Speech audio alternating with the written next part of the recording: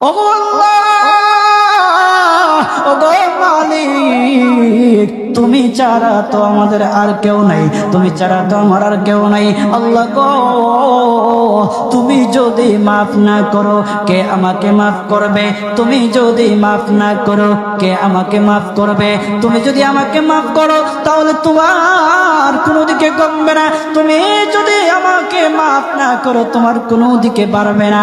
আল্লাহ গো, তুমি আমাকে মাফ করে দাও। সারাটা জীবন অন্যায় কাজ করেছি, সারাটা জীবন নাফরমানি করেছি, আমার কাছে কালেমার দাওয়াত কম আসে নাই, আমার কাছে কালেমার দাওয়াত কম আসে নাই, আমাকে লোকেরা কম বোঝায় নাই।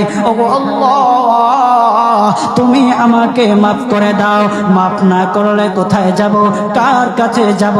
বাবা যখন মারে তখন মার কাছে আশ্রয় নেওয়া যায়, মা যখন প্রহার করে তখন বাবার কাছে আশ্রয় নেওয়া যায়, বাবা মা যখন প্রহার করে তখন দুনিয়ার কারো না কারো কাছে আশ্রয় নেওয়া যায়।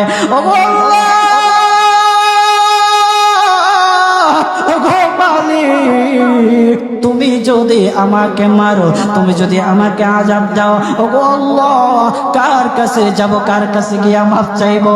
ওগো আল্লাহ, মেহেরবানি করে মাফ করে দাও।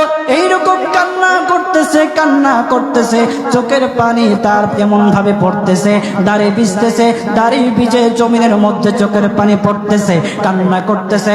বান্দাটা কান্না করতে করতে করতে করতে আমার আল্লাহর কাছে এমন গ্রহণযোগ্যতা অর্জন করেছে, মহান আল্লাহ রাব্বুল আলামিন তার ডাকে সাড়া দিয়া তার জিন্দেগির সব গুনাহ মাফ করে দিয়েছেন।